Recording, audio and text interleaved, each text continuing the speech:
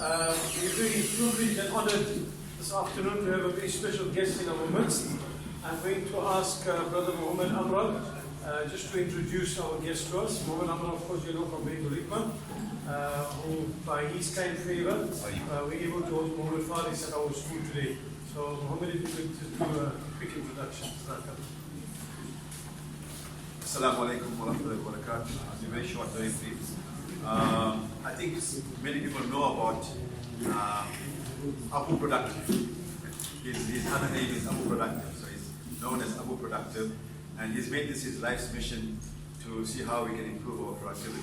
So he actually hails from Africa, Tanzania, grew up in Jeddah, did his undergraduate in the UK, and now settled in the USA. So in the last 12 years, he's been working on this whole idea of productivity.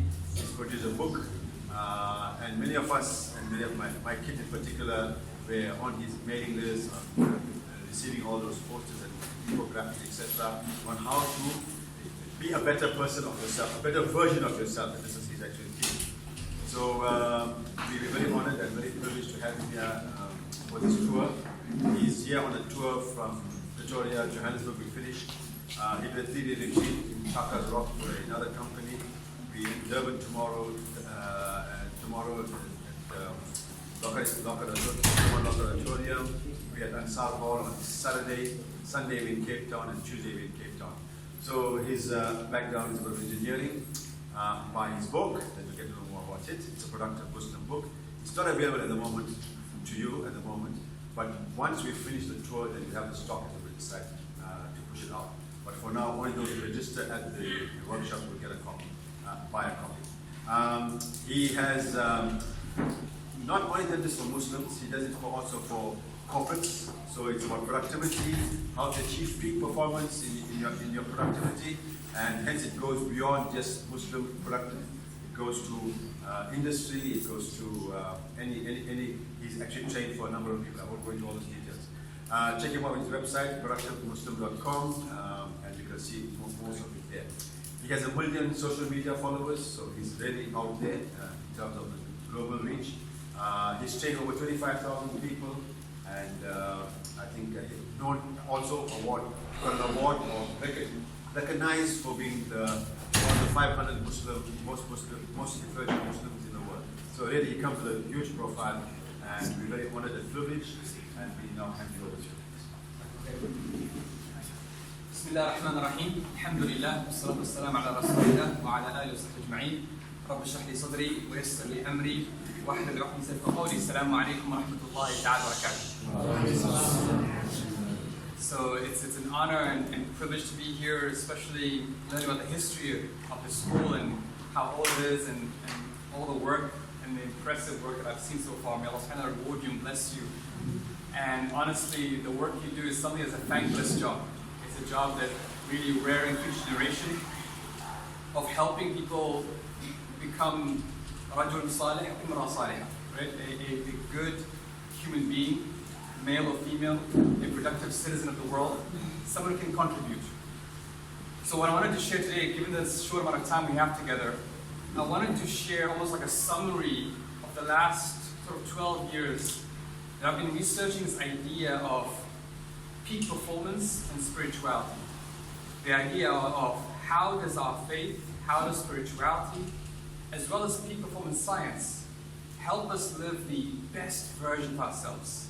If you can imagine yourself today as version 1.0, and then let's say 6 months from now, you're version 1.2. What's version 1.2 look like for you on a spiritual level, on a physical level, on a social level? And this is what this workshop is about. And I want you to look at this as well, not only perspective on a personal development, but also see it also as your role as educating next generation and inculcating some of these peak performance sort of habits that if young generation take this on board, can help them in the future, can help them develop themselves. So I hope they can take notes. I'm happy to share the slides as well with all of you, the attendees, so you can take it on board, and please do share with your students and have a discussion about it. What I'm going to share, the 7 habits, might not be earth-shattering. It's not some rocket science. In fact, if I go through all of them like, yeah, I know that, I know that, I know that. And that's fine, that's part of the process. But my role is to package it differently. My role is to showcase, oh, maybe I haven't thought about this habit from this perspective before. Maybe we've been talking about this habit from a very, maybe, there's a different style of talking about it. So the idea here is to show a different way of packaging it. Because to be honest with you, the biggest challenge we have today is making these concepts relevant to young children again. A lot of times, especially from a spiritual perspective, people think, yeah, how is Islam relevant to me? How is it going to help me become successful? I did a focus group in Singapore with young people. And these are students who went through the Islamic school all the way from young age, all the way to they were 15 years old when I met them. And I asked them, do you see a link between your faith, your values, and success in life? And the students with a straight face said, nope. And the teacher was in horror, like, 15 years we were educating these young children, and they cannot see the link. And they're being honest. And that was almost like a red flag, thinking, sometimes we teach concepts, we teach minds, we teach values, but we don't relate it to how these values can help them be successful in this world and the next. That's where it becomes, they don't see the value. See, it's just a matter of do's and don'ts. So I'm hoping to kind of share these habits, and hopefully, as I said, I see you more as my own teachers, and I see you more as people who educate this generation. So please feel free to ask, feel free to challenge, feel free to say, I don't agree. That's fine. That's part of the process, inshallah. So I asked this question, and I start this off with this question: is what would your life look like if you could consistently operate at peak performance every single day without being stressed or ruining your family or health life, and actually get important stuff done? What would your life look like? Okay.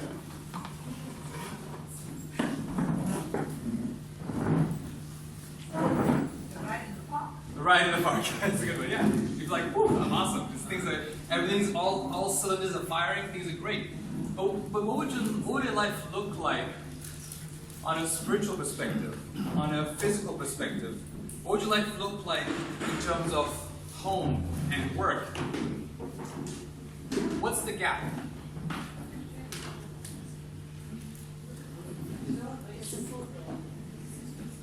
Any thoughts? What's the gap?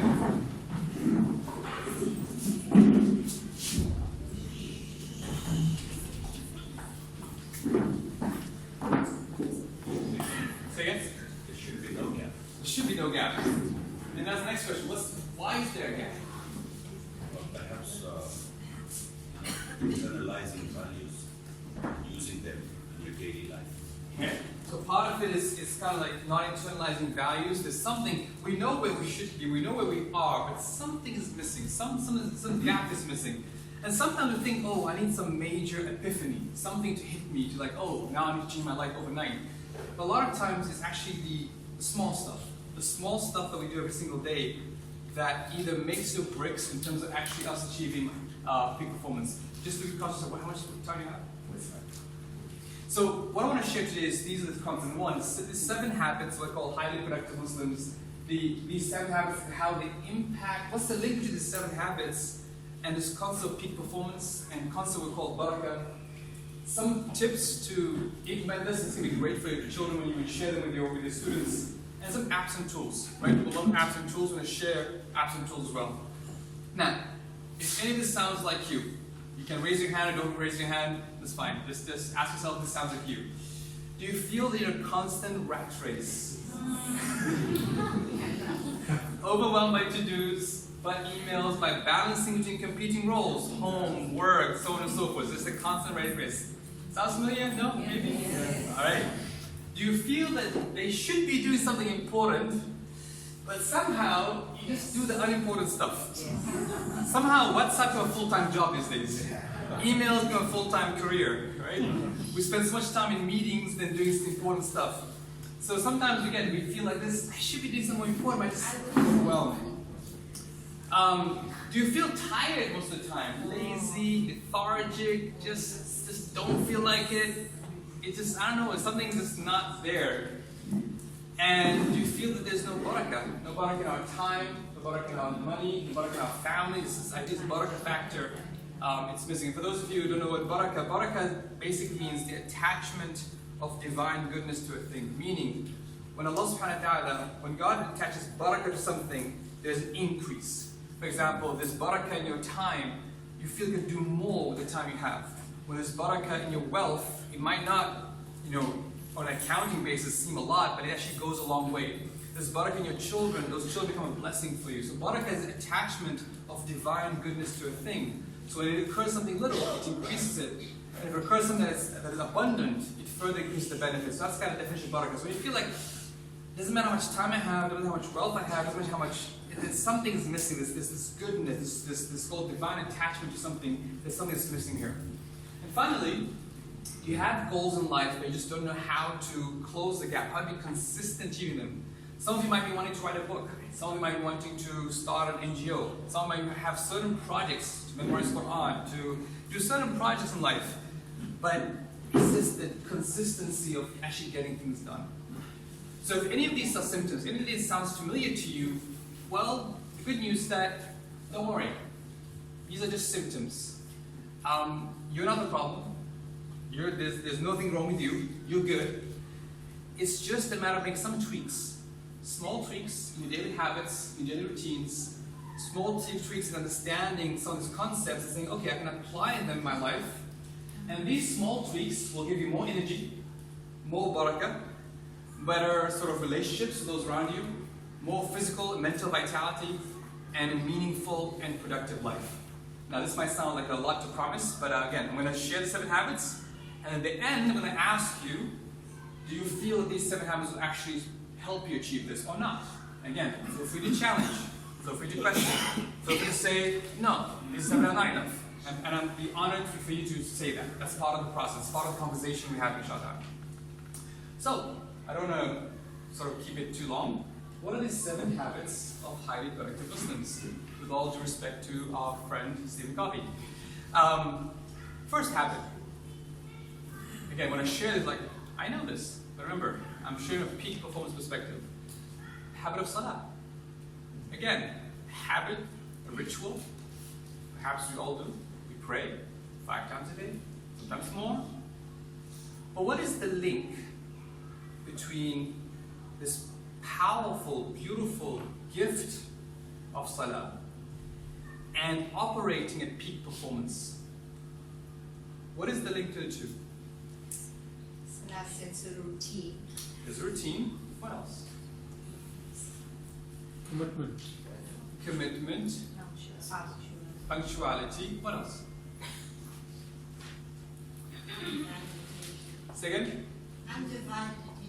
Undivided attention, focus, yes, which is huge. Sorry? It calms you down. Calms you down, reduces stress, absolutely. Connection, meaning and purpose, excellent. Involvement of spirituality.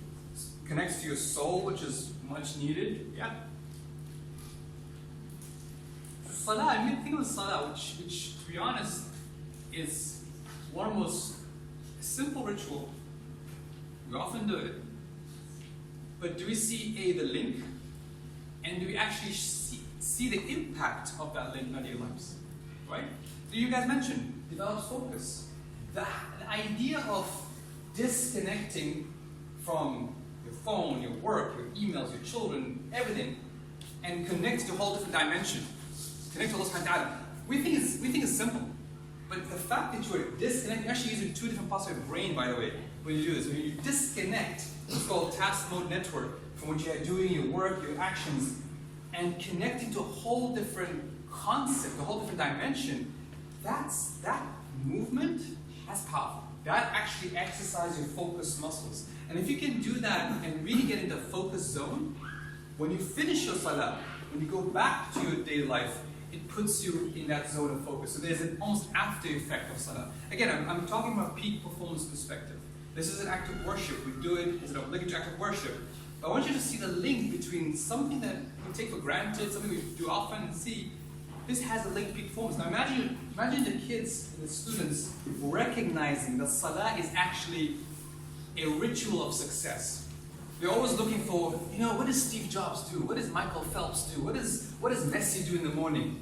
And I'm saying we have this powerful ritual that you can train. So this is not just about doing some movements and just bouncing off and just going up and down. This actually has direct link to your success. Allah subhanahu wa ta'ala says, قَدْ أَفْلَحَ الْمُؤْمِنُونَ الَّذِينَ هُمْ فِي صَلَاتِهِمْ خَاشِعُونَ. Indeed, the believers are successful, those who have full submission in their salah. That's one. Two, discipline. What is the definition of, how do you know someone is disciplined? How would you recognize someone is disciplined? What stands out in their life? Disposition. Comes out. So this person be disciplined. Routine, what else? Punctual. Commitment. It's basically whether you feel like it or you don't feel like it, you stand up and pray. And Salah teaches that. Whether you feel, it's like going to the gym, right? You go to the gym, one day, first 2 weeks, you're so excited, yeah, I'm going, things are going great. And then after week 2, you're like, oh, maybe not. And then by the last week, you're like, forget it, right? That's not discipline. A discipline is whether you feel like it and whether you don't feel like it, you get up and pray 5 times a day. And it puts in this position again, when you actually ask yourself to do something which you don't like, but you actually say, no, I'm disciplining myself. Any successful person in history, Muslim, non-Muslim, male or female, old or young, if you look at all of them, the one thing that makes them stand out is they're able to say no to themselves, say no, this is important and I'm going to discipline myself, I'm going to hold myself to a higher standard. Again, connection to peak performance. If you're going to be a peak performer, you've got to do those things that are uncomfortable. Now, some days you feel like praying, great. Some days you don't feel like praying, you still got to get up and pray. So the idea of discipline is embedded in Salah. Mindfulness has become a huge thing right now, right? Huge thing. And to be honest with you, one of the dangers I see sometimes among Muslims themselves is, oh, Salah is like medication. I'm like, no. Salah is an act of worship. It's an act of ibadah. One of the side benefits of Salah, one of the moments that gets you in this state of mindfulness, which is basically being present, where you're more present, you know where you are. As that hadith said, and when the Prophet ﷺ told that man who came in the masjid and prayed, and then the Prophet said, you did not pray, go back and pray. He said, when you stand, know that you're standing. When you ruku', know that you're in ruku'. When you sujood, know that you're in prostration. Now, this act of being present is actually a very rare quality in today's world. Think about it. When you're at home, your mind is at work. When you're at work, your mind is at home. Or on your phone, right? It's like we're not there, right? With our children, we're not with our children. With our spouses, we're not with our spouses. Our mind is somewhere else. Salah trains us to be present. You are here now, meeting Allah subhanahu wa ta'ala. It puts you in the present. Being conscious of the words, the recitation of the Quran, being conscious of your movements. And that's a very powerful skill. In this world, it's very distracted. This is called distractible world. It's a very rare skill. And again, Salah nurtures it. Resilience. When tough things happen, we go to Salah, what do you say? Alhamdulillah Rabbil Alameen. You lost your job. Alhamdulillah Rabbil Alameen. Someone passed away. Alhamdulillah Rabbil Alameen.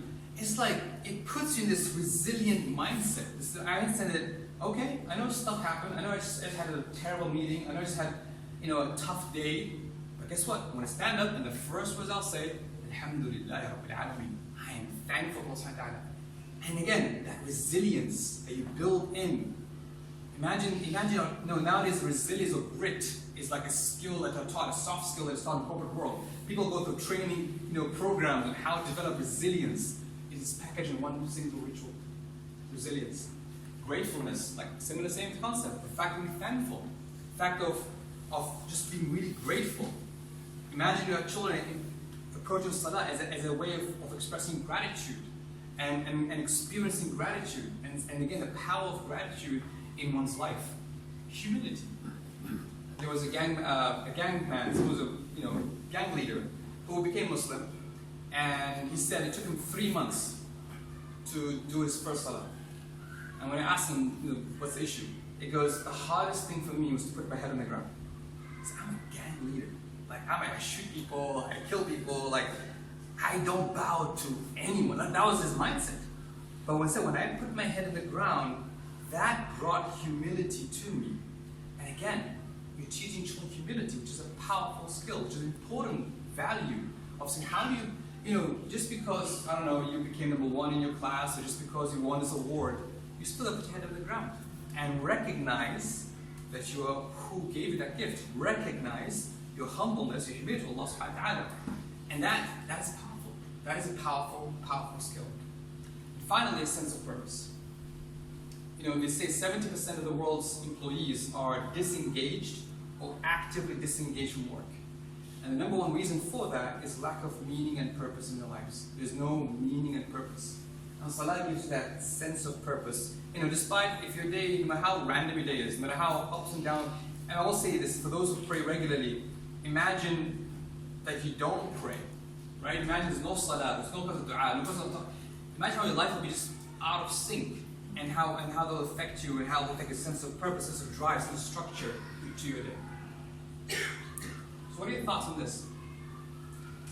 What do you feel what's the link, where do you see the link between salah and peak performance? And is there anything missing? Or is there anything that perhaps you would like to add or share?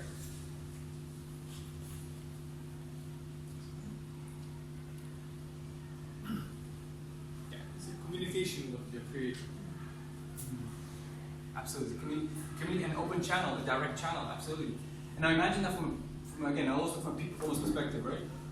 Imagine as a peak performer, let's say I'm struggling with something. And I know, and I can't talk to anybody, I'm struggling with something, and I know I have this salah, which is my refuge. Imagine how, again, you're building confidence, right? Let's say public speaking is a nightmare for most people, including myself, by the way. But getting up and praying gives that, gives that edge, gives that confidence. Okay, Allah asks for help, I need your help to help me stand up.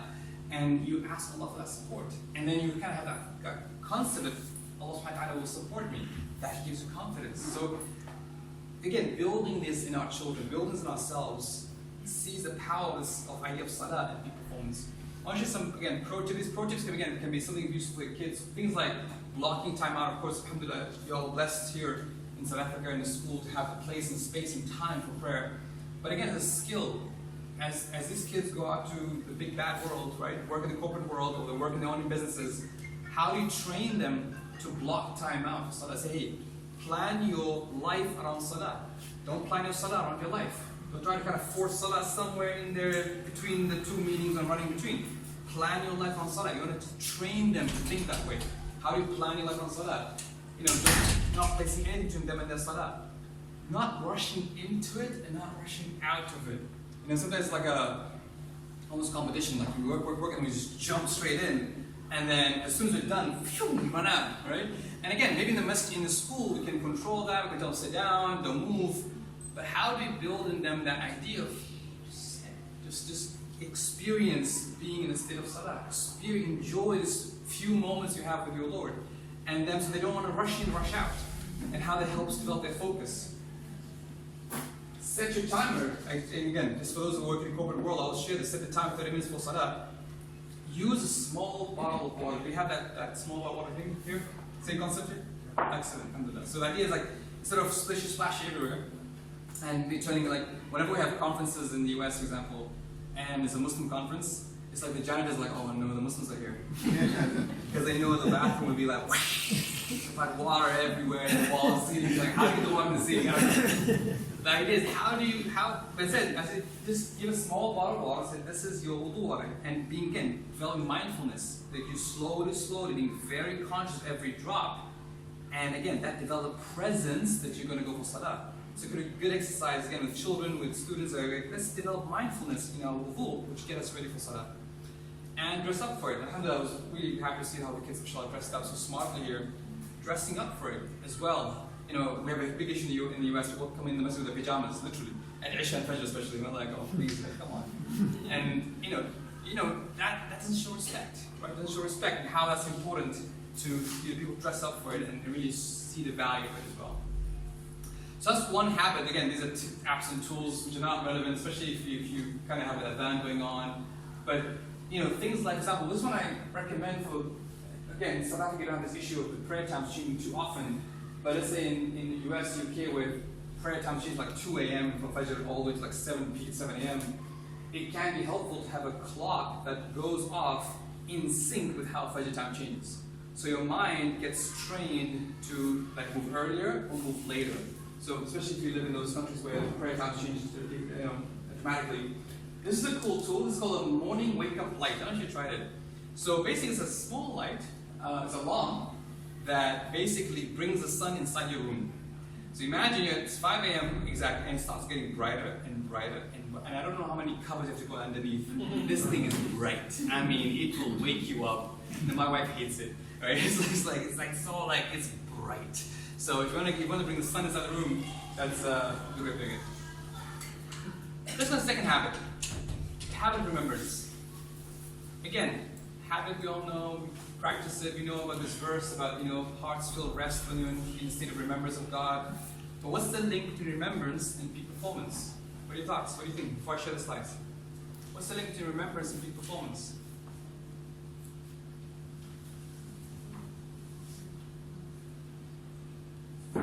We say subhanallah, alhamdulillah, all this adhkar we do in the morning, in the evening, when we're driving. What is the link? Consciousness, yeah. Being present again. Just brings you back to the present. Efficient. In what way? Efficient. In what way? In terms of your place of work, remembering things that need to be done, you become more productive. Okay, so you kind of remember, you kind of have purpose, a sense of purpose. Yeah. What else? Again, humility.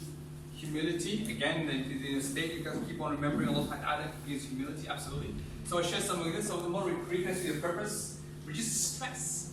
It's a huge issue. When you're in the middle of a stressful situation, just remembering Allah subhanahu wa ta'ala, right? Like, whenever I walk through US immigration, in a stressful situation, you Allah subhanahu wa ta'ala, right? Reduces stress. Improves gratefulness, right? Improves the idea of being grateful to Allah subhanahu wa ta'ala, the idea of turning to Allah subhanahu wa ta'ala, the idea of being thankful for whatever blessings, helps persevere. Again, people talk about having a mantra, right? Actually, they say, wake up in the morning and say, I am beautiful. I'm a millionaire. I'm a successful business. I'm like, what are you doing? Like these mantras, which are just again very, very worldly focused. It connects to a value system. It connects to who you are, where you're going. Develops focus and contemplation. Rather than teaching people meditation, there's a book called Contemplation by Professor Malik Badri. It talks about the idea of contemplation. Which idea of contemplating is what? Contemplating where you came from, contemplating where you are, and contemplating where you're heading and who you're going to meet. And just being in a state of contemplation can help you, again, make those smart choices. Instead of wasting time just being in a state of distraction, being in a state of contemplation and focus. So very, very, very powerful in presence. Physical strength. There's that hadith of Rasulullah ﷺ that talks about when Fatima asked for help, asked for a servant. And he went to his home, she didn't find him, she told Aisha that, I heard Rasulullah has some servants, they can I would like one to help me in the home because things are getting difficult at home. And Rasulullah went to Fatima's home and met Ali and Fatima and told them, should I tell you something you should say that is better for you than having a servant? And he said, before sleeping, say Subhanallah 33 times, say Alhamdulillah, thankful to Allah 33 times, say Allah Akbar 34 times. Now, I remember reading the hadith thinking, wait, what happened? Like, what's the link? Like, she wants to help her servant, and he's giving her like a dhikr. And for me, I'm trying to understand what's the linkage. And the scholars say the remembrance of Allah gives you physical strength. What I describe in the book is spiritual energy, the energy to do things, the barakah to do things. And the idea of spiritual energy is real. The idea of actually building spiritual energy is actually real. So think about physical strength, not only spiritual energy, it's not only the spirituality of the situation, but actual energy. And in fact, I was saying the last couple of weeks I went to a 100-mile riding with a bike. So it's a competition in Texas, we're just riding for 100 miles. And I remember reaching a point like, no, I don't know if I can keep this going. And I remember just saying, let me just say out loud as I'm going, as I'm riding. And literally I felt my physical energy picked up as you remember Allah subhanahu wa ta'ala. It's physical energy, actual physical strength. Now Ibn Taymiyyah talks about his spiritual breakfast.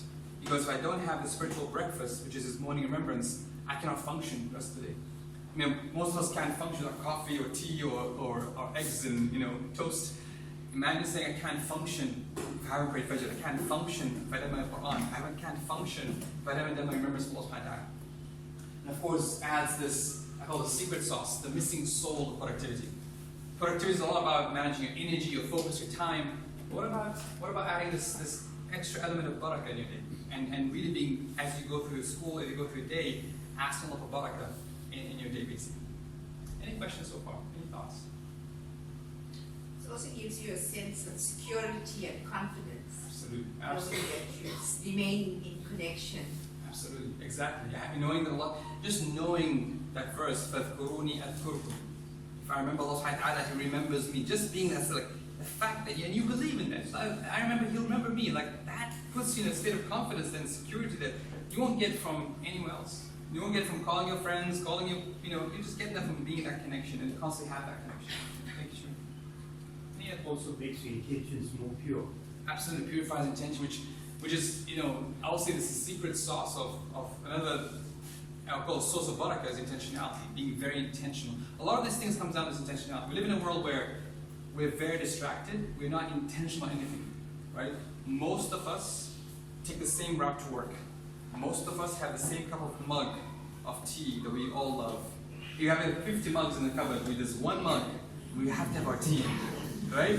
We're creatures of habits, we just love this thing. We just don't like to think through things, right? We most of us may have like 5, 10 clothes, there's 2 or 3 you always wear, right? It's like my wife, she's like, like a couple of hijabs, like there's 2 or 3 she always wear. I'm like, what's the way? Donate the rest? No, I can't donate it. I might need it one day. I'm like, yeah. Anyway, so the idea of just, we're creatures of habits, but when you were saying, when you remember you're being very intentional, being very focused, that's very powerful as well. So pro tips again, block time out, especially for the best remembrance, recitation of Quran. Try to build that into your daily routine. Habit of memorizing, even if you've not memorized, build a habit. Spend a whole life, develop that habit. That's very helpful as well. Make it a family habit to spend together morning, evening remembrances. Again, it could be something as well, I'm not sure if it's done in school or not, but something at school can be developed as well. Fill idle moments. Someone said that in the past, whenever we used to get bored, and waiting for something, we would take out this video, which is subhanAllah. Nowadays, when we're bored, what do we do? Check out our phones, right? We can't actually embrace boredom or embrace just not doing anything. And we want to take our mind off this idea of just not having anything to do. And that says something. Again, that says something. That's the presence missing. So ask yourself, if whenever you feel yourself like that, how many times someone checks their phone per day? Average? Guess. Just guess. 150. 150 to 250 times a day. Now, 150 to 200 times a day divided by 16 hours of waking hours is about every 10 minutes. Now, how can somebody who's always in a state of distraction can ever get anything meaningful done? Anything important done in their day? You're just always distracting yourself, always. And I know it's difficult, and we'll talk about in our workshop how to develop a focus, but it is very difficult. Gamify it. I do this with my kids sometimes. All right, how many la ilaha illallahs can you do in 3 minutes? Just get yourself, get them moving, right? Just get them excited, and gamify, make a 3 minutes challenge out of it. And of course, some people say, oh, I don't feel my heart, and I have to be in a state. I'm like, start with your tongue. Let the heart follow. Let the heart follow. So, here's some apps and tools, again, not relevant. This is especially, when I do this training, I do for sometimes Muslim professionals, like an Accenture and TI, and where there's a lot of those professionals who sometimes have not built these habits. But if you have these habits already, then it becomes easier. One I think I recommend, though, an hourly reminder. So put a beeper, if you have I don't know if you use this beep, I don't know if anyone uses watching anymore, but something along the same lines where it kind of beeps every hour. And that is like a reminder, I can remember Allah subhanahu wa ta'ala. Because someone gets so engrossed. Maybe as you go to school, the bells ring here. Oh, perfect, use that. Let that be like, okay, gotta say like subhanAllah, 100 times, or alhamdulillah. Like, put a trigger, attach a trigger to something, so that reminds you to be in a state of shop. Alright, let's watch some cartoons. Let's see cartoons.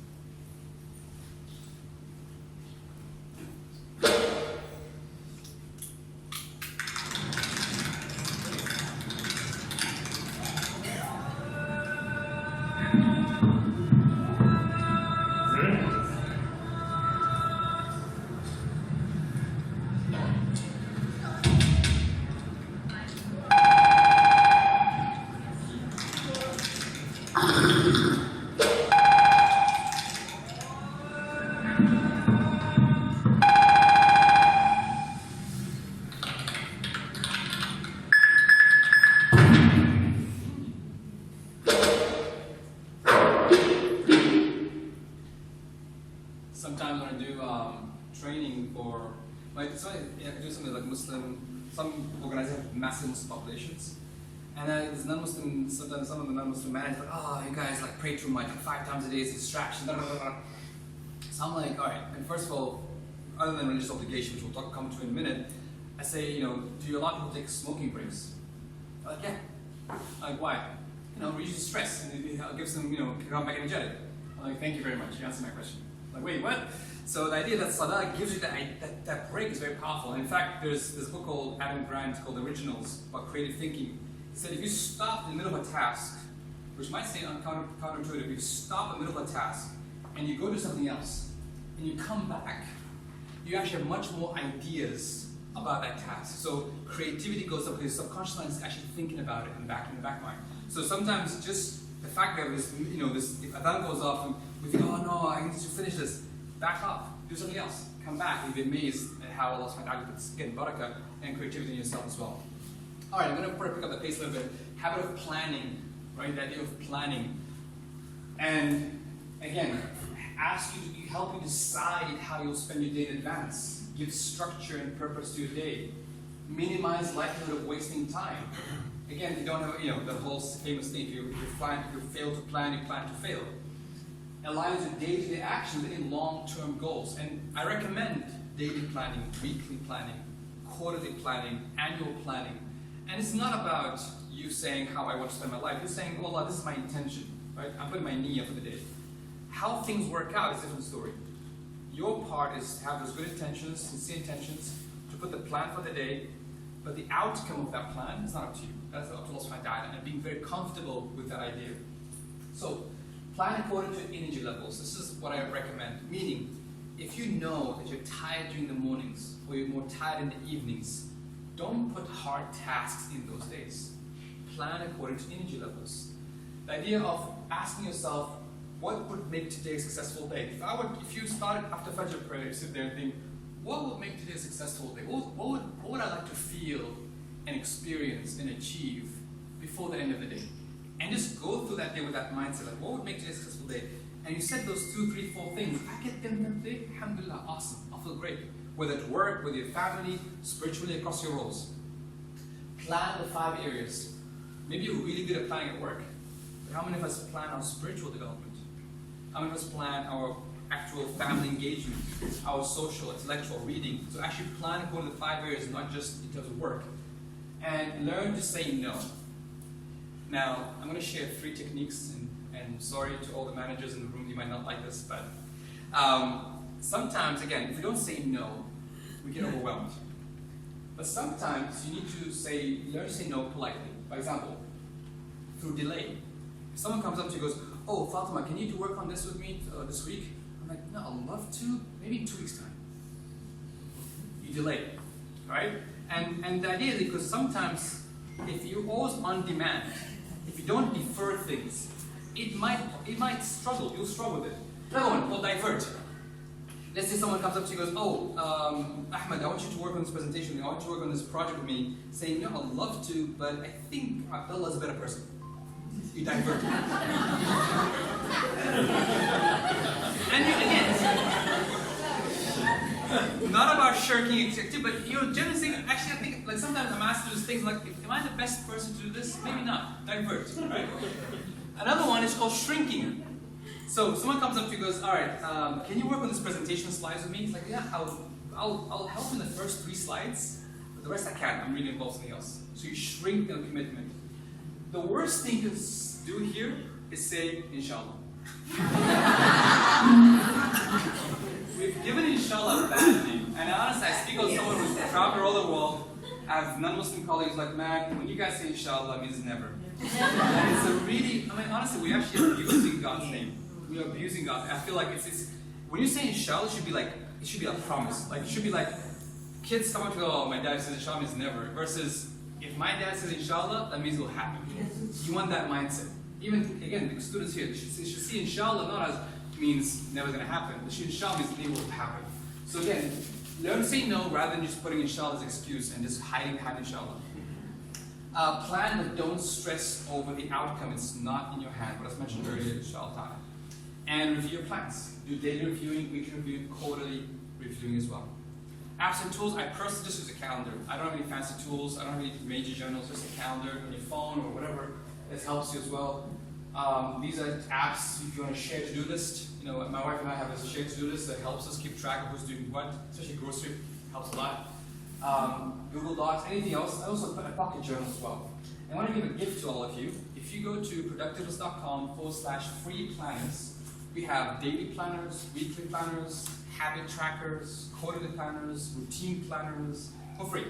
Just put your name and email at this link, and you'll be able to download it to your desktop. Print them as much as you want, and choose Michelle time. All right. So what was the first habit?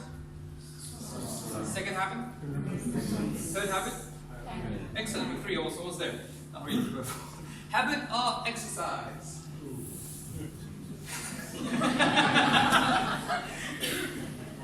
I sure it's a good idea me bringing me here. I'm like, oh no, this guy's here. Now here's the thing. I don't want you to think about exercise from the perspective of weight loss, looking good, fitting in a dress, fitting in the toe, fitting in the pants. No. I'm talking about exercise perspective peak performance. The idea here is this.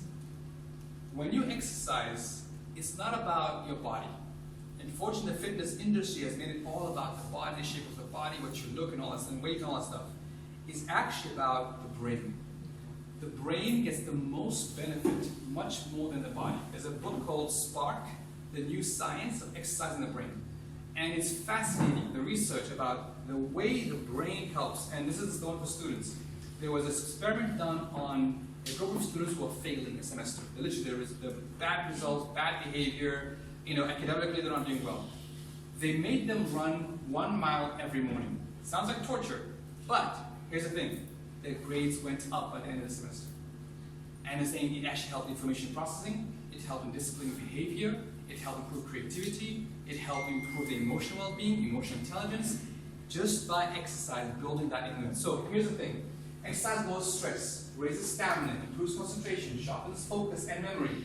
And there's this protein in your brain called BDNF that increases when you exercise. And it's not about the gym. It's not about the sports. The irony of modern life is this. You drive to the gym, so you can walk on a treadmill. I'm like, what's the point? Any movement is exercise. Any way to get your heart rate up is exercise.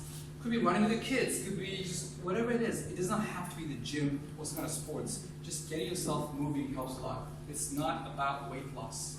Because when it's about weight loss or body stuff or even health, you're like, yeah, inshallah khair, whatever. 20 years from now, I might have a heart attack, who cares? Like, we just don't think that way. But it's about your performance. If I don't exercise, I'll be slow, I'll be lethargic, I'll be in a bad mood. I won't be able to deal with the stresses of life. Now, exercise becomes a priority. Now, I gotta deal with this. This is essential for me. So, pro tips, again, find something you enjoy. If you enjoy swimming, cycling, walking, whatever it is, be part of a team to help you be accountable. Avoid the all or nothing mindset. This is the one rule I have. Better than nothing. Something's better than. Sometimes, honestly, I walk in my wake up in the morning, I do 2 push-ups. I'm done. Alhamdulillah. I walk off. I've done my exercise. Why? It's better than nothing. It's more than I do half an hour of running and I can't be bothered. I have to get my gym clothes and I just do better. I can go up and down stairs 2 times. I'm done. Better than nothing. You're trying to get yourself the habit of exercising versus saying all or nothing mindset. And try to layer your exercise, whether it's, cycling, walking the masjid, cycling the masjid, moving around more, whatever, walking meetings. If you have a walking meeting versus sitting down meeting, try to develop that. That's going to be a quite, helpful habit. And of course, you want to have gym. If you do go to the gym, have them somewhere accessible, like the boot of your car. Apps. This one I really recommend. If you have no time, because the biggest excuse for exercise, I have no time. All right, try the 7-minute workout. It will kill you. I did this morning and I was like flat for like 10 minutes. Like it's just body weights, but it's unbelievable. There's no tools, nothing. You can do it anywhere. All you need is a little bit of space and you find a 7-minute workout. Very powerful and actually helps a lot to get the exercise in. Again, you can develop sports plans. You're going to have a sports group. I have a cycling group, for example, that I cycle with. Have repair groups. Wireless headsets helps you in one way. If you get a phone calls, you can move around a lot of it. So especially if you're on the phone all the time, wireless headsets help you. And if you can create this on your own, you don't have to buy it fancy. You just a little bit of pedal under the desk. It says sitting is the new smoking. That's the thing about now. All right. First one was what? Second? Third? Fourth? All right. Next one. Exercise to napping. Now you guys like me, right? All right. The habit of napping. Again, napping things for kids. Napping is not for, we are 9 to 5, we're a corporate environment. Do you guys nap here? I'm sorry HR, I'm sorry management, you might take it first. So here's the thing. The corporate world, the way it was engineered was to maximize output at the expense of, basically the idea was like, oh, human beings are just like machines, we're going to plug them in, and work, 5 o'clock, plug them out. The problem is, you go home, and you have children, and you have family, and you have other responsibilities. And you've been up since 5 o'clock in the morning, and you pray Fajr, some you wake up for Tahajjud, and then you go to work, and then you come home, and you're spent. You are spent. And now, you're trying to be the best version of yourself at home. I have a coaching client, and he said, oh, I have this issue with my daughter, and I always come back from work, and I really, I always get angry with her. And I thought, well, what's the reason? What do you think is the reason? He said, well, I just feel like I have no energy to deal with her. She's a teenage girl, she's going through issues, and I have no energy to deal with her. Why do you have no energy? And I've been up since 4 o'clock in the morning, I pray Tahajjud, pray Fajr, all this, I go to work, and I come home, and I'm just so tired, I sit on TV and do nothing. I don't want to be dealing with my teenage daughter. I'm like, so what do you think you should be doing? It's like, I don't know, I just confused. Like, have you tried napping? And the first like, what? You guys are napping? Try napping in the afternoon, 20 minutes. Okay. And then a few weeks later he called me and goes, wow, it's like I'm actually in a better state of mood of having a better emotional strength of dealing with my daughter. So think about that perspective, as it's powerful. Now here's the thing. We think, oh, I'm too busy to nap. I don't nap. I don't nap. I'm a professional person, I don't nap, And sometimes I ask people, Rasulullah ﷺ was the most influential man in history, the most important man in history. And he took time out to nap. Don't tell me you're more important than him. Don't tell me you're busier than him. He had to do with family, with the people, Sahaba, the whole, and we need to change this culture. And by the way, now in the Western world, people are changing the culture. Big companies like Apple and Google say, oh yeah, we need to do napping again. And they're bringing nap. In fact, there's a natural experiment done with naps in Greece. Greece in the year 2000, they actually, in the year 2000, when Greece joined the EU, they had to stop their famous siesta because now they had to align the business hours with the European business hours. And that was a natural experiment done by science. Okay, let's see the effect of stopping napping for a whole community. Heart attacks went up. Issues like health issues went up as a result of lack of napping. So napping is essential. I've got research, by the way, I'm happy to share this research, proper research papers. Naps help to boost productivity, increase alertness, improve accuracy, heighten perception, improve decision making, elevate mood, enhance creativity, bolster memory, lower stress, and more. I've got a paper for every single one of these statements. Now, if you are a manager employee of your school, would you not rather have employees who have more productivity, more alertness, more accuracy, more perception, better decision making? I don't know. It's a choice. It's a choice. It's better than a cup of coffee. It's better than a cup of coffee. And Kit Kat. You know how they say, oh, have a break, have a break, have a nap. That should be the new motto. And again, I'm not asking you to just sleep for 3 hours. It's just 20 minutes. Close your eyes, 20 minutes. All you need. This is all you need. And you can train yourself. The first time you do it might be like, I can't nap, I can't sleep, I'm so used to being alert. Just close your eyes, 20 minutes. For those who attend my workshop, guess what? We'll nap on stage. Everyone. So we'll find a place everyone will nap. This is part of the workshop. We need to develop the habit of napping. Aim to nap 7 hours after when you wake up. Again, it depends on your work. And find a space. And here's a power version. Drink a cup of coffee. It takes 20 minutes for the caffeine to hit your brain. In the meantime, you nap. So therefore, coffee and the caffeine hits your brain while you nap, and you will be bouncing off the walls. It really does work. So I highly recommend it. Have a coffee now. Alright, apps and apps help you nap. Physics, it's an app you can listen to that actually walks through your nap and goes, you are now sleeping. Close your eyes. It's freaky, but it works. And has some apple. Alrighty.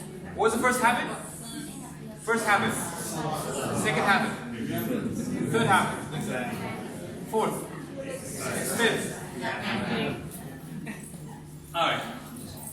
So the first habit was, if you notice now, the first two habits were spiritual. The second three habits were physical. Exercise, planning, and napping. Now I'm going to more social. An idea of how to be the best version of yourself spiritually, physically, socially. Habit of charity is huge. The idea of giving and developing, the idea helps you as barak, which is huge. Again, from a just time and money and wealth perspective, improves gratefulness, reduces greed, elevates mood, fights this idea of bukhul. And again, the idea of inculcating charity as part of your peak performance strategy. I mean, just like I know businesses who inculcate charity as part of their business growth strategy. I'm saying inculcate charity as part of you developing the idea of charity, removing the musibah, removing the difficulties in your life. The idea of charity, that's peak performance. If Allah Ta'ala takes care of your health, takes care of your children, takes care of all the issues, by you giving charity constantly, guess what? You'll be a peak performer. You'll be distracted by all these other niggly issues that keep coming up to you. So giving charity is a way for you to remove the difficulties of life from your life. Now, I'm not saying difficult won't happen, but that is, it's a way for you to track barakah in your time and wealth, and it's very, very powerful as well. So pro tips, give charity, do it regularly. Of course, this is nothing to add here, but here's another one. Donate your time, not just money. Donate your time, your skills, your ideas, your du'as, your listening ear. It's amazing. This morning, Mohammed, in the school, when I worked with, I did a small workshop for the primary school, and I said, oh, by the way, I'm meeting your parents on Saturday for a workshop. What would you like me to tell them? And one little girl said, I want our parents to stop using their phone and listen to us. And I was like, ouch. Ouch, really painful to hear that from a very young girl. Like, I want our parents to put down their phones and listen to us. It should not be an act of charity, it's a help of our children, but it's almost becoming an act of charity nowadays. Have a big project we'll work towards, something that you're going to build towards your Ta'ala. And I know for those of you, I know the US have every monthly subscription service, Netflix and God knows what. So if you do have it here, try to replace a monthly subscription service with a monthly donation to something important. This is some apps again, save, spend, share jars at home. That'd be very powerful to teach your children this idea of save, spend, share. And last habit. This is the number one. So before I share this, when they did a study for 75 years, tracking about 20 men mostly, on what is the secret to a long, happy life. And after 70 years, in fact, there were 4 directors of research that died along the way. The last director of this research said, after 70 years of studying, the number one secret to a long, happy life is having happy, good relationships with family and friends.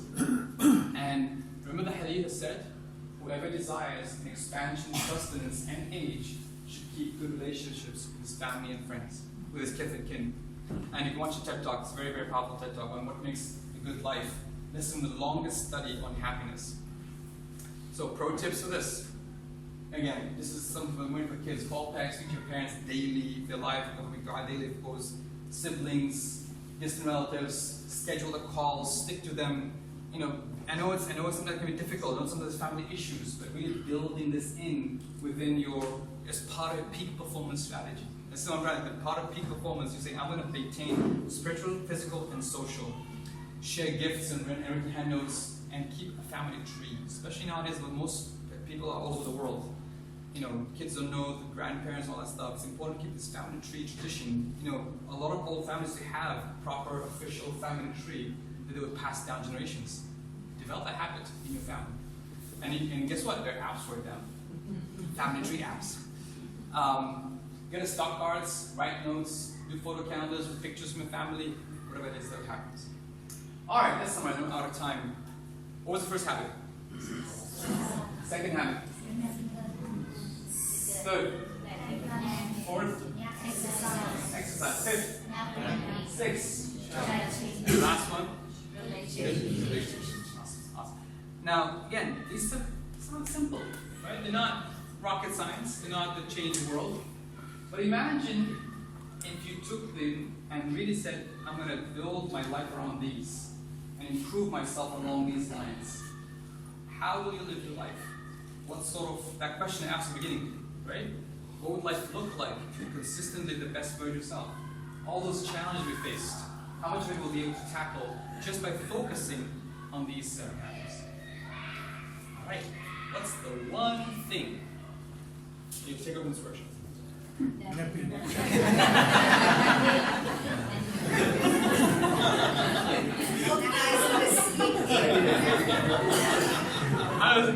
Nobody has a serious management meeting after this workshop. Nap pods. Free pillows for all the teachers. Okay. All right. Yeah, I mean, take one thing. I'm hoping that if it's napping, when you take one thing and implement it, share it, talk about it. Like I said, I'm happy to share the slides with all of you. Please do share with the children. Pass it on. It's something small, but I'm hoping that hopefully we're starting the building blocks on the rituals that give us the best, sort of best version of ourselves right now.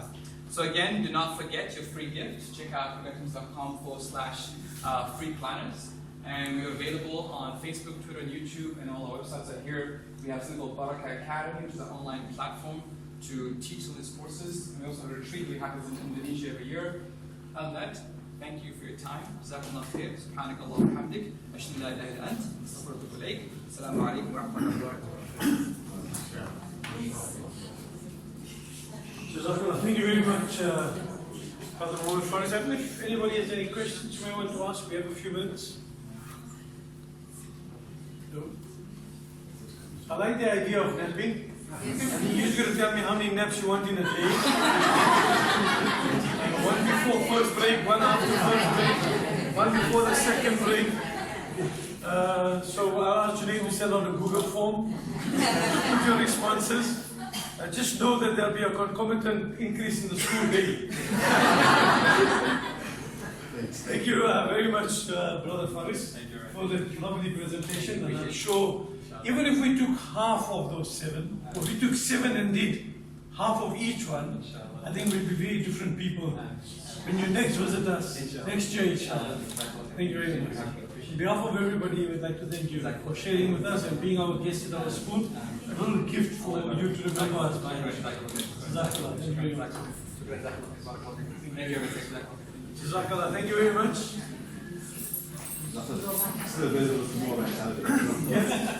You know, there's a full program. If you go to the website, we've shared the poster with all of you. Mohammed Faris has a program tomorrow evening at Sulman Locker Memorial Hall, and again on Saturday at Al Ansari, all on that poster that I said when I invited you to this meeting. So please have a look at that. You can still register online if you'd like to. His book will be available on sale there as well, inshallah. My gift. Saturday, half price for anybody. Half price for anybody coming on Saturday from Al Falah, inshallah. See me before you. Jazakallah. Thank you very much. Jazakallah. Assalamu alaikum.